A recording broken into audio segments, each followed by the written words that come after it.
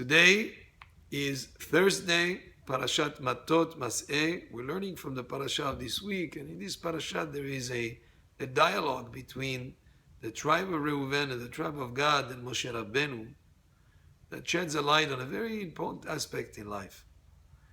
The tribe of Reuven and Gad had an abundance of livestock.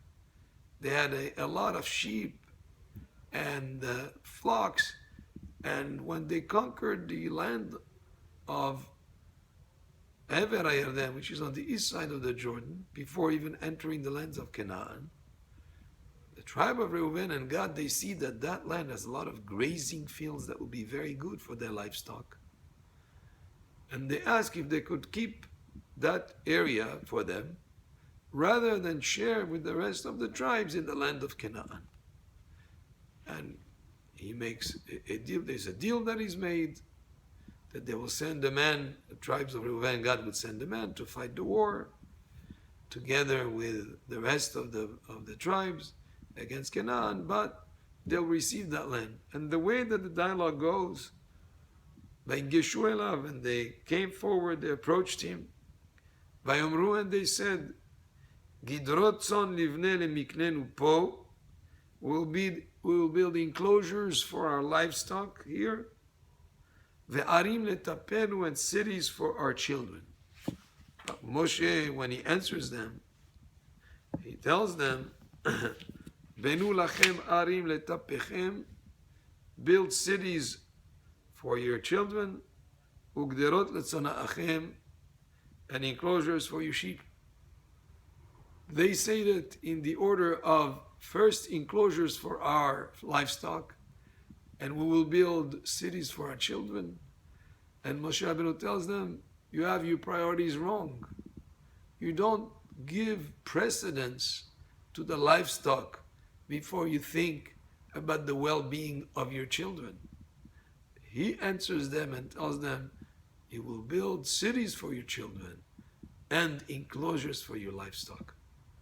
There is an example, a parable that is brought to illustrate this point in terms of how we should give priorities to what's important, more important than things that are less important.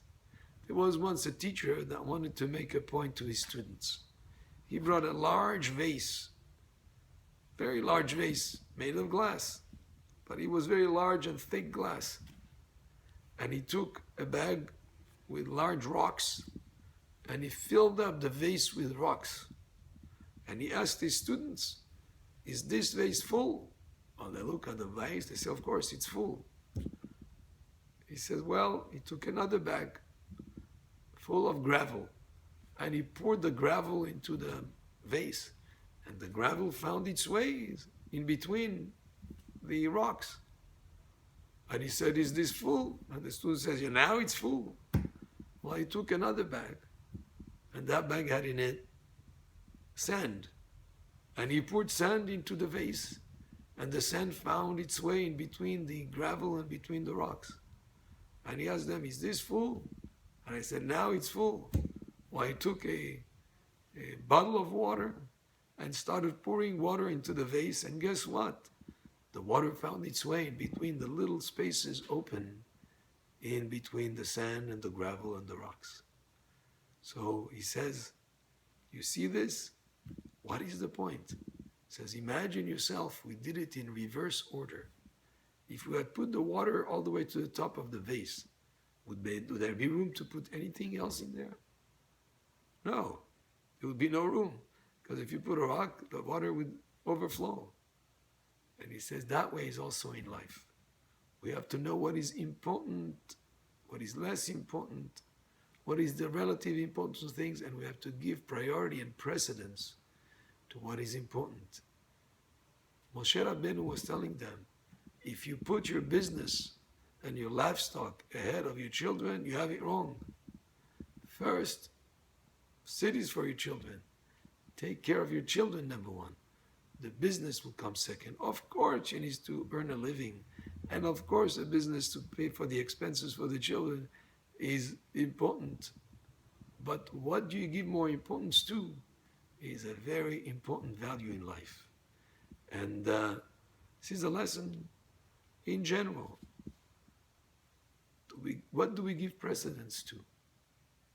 Precedence, education of children in the way of Torah. Torah should be an important part of every day of a Jew. Prayer, focus on what is the purpose in life. Many times people get involved and they're sidetracked and their attention is distracted by things that are not important, and they forget what is important compared to the unimportant. This parasha has this message encoded in a couple of psukim here in this dialogue, and a very important value for us to keep in mind, to always realize in our personal lives what is more important and what is less important. If you put the rocks first in the vase, those are the important things. You'll have room to include also other aspects. But if you fill it with things that may not be as important, then you're not going to leave room for the really important things. And that was from the parasha of this week, Parashat Matot. And this week we're going to read actually two parashiot, Matot and Massei, but this portion was from Parashat Matot. Baruch Adonai le'olam, Amen ve'amen.